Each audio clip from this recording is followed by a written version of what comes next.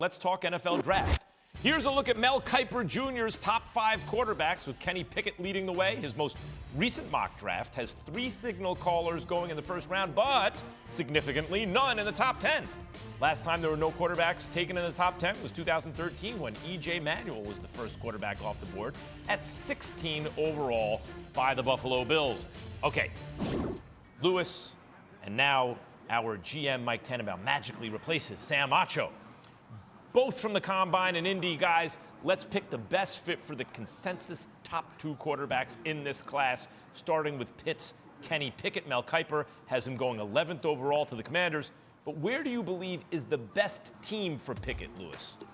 Look, I picked the Denver Broncos because of the style of offense that they are going to run there under Nathaniel Hackett. Heavy play action pass, heavy emphasis on the run game, very detailed passing game that really emphasizes the short passing game, gratuitous shots on the outside when coverage dictates in the long game outside the numbers.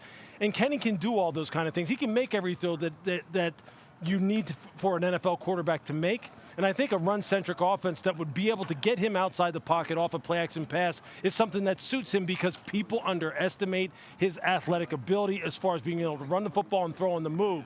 I think this is a perfect fit for him if you're just looking at it from a pure football perspective. Mike T?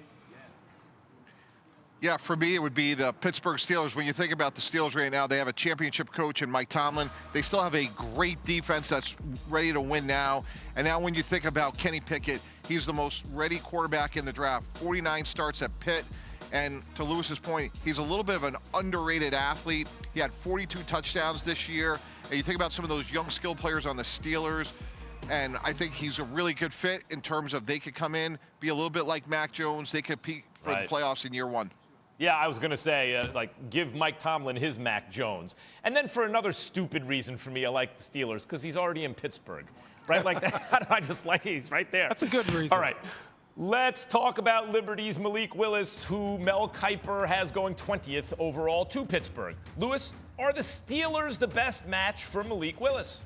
Yeah, I think when you look at Matt Canada's offense and the fact that this is an offense that really emphasizes RPOs, lots of jet sweeps, lots of attacking the C and D gaps outside the tackle, outside the tight end where the quarterback can get on the perimeter. If you watch Malik Willis's tape at Liberty, that's what he does all the time. He's always out on the edge. He's a guy who can throw the football on the move. He's a guy that makes defenses account for the fact that he's one of the best athletes on the field, one of the best runners on any offense that he's going to be on. Obviously, he needs to work on the passing game aspect of his game, but when you're talking about matching a quarterback up with the offensive style, he fits perfectly.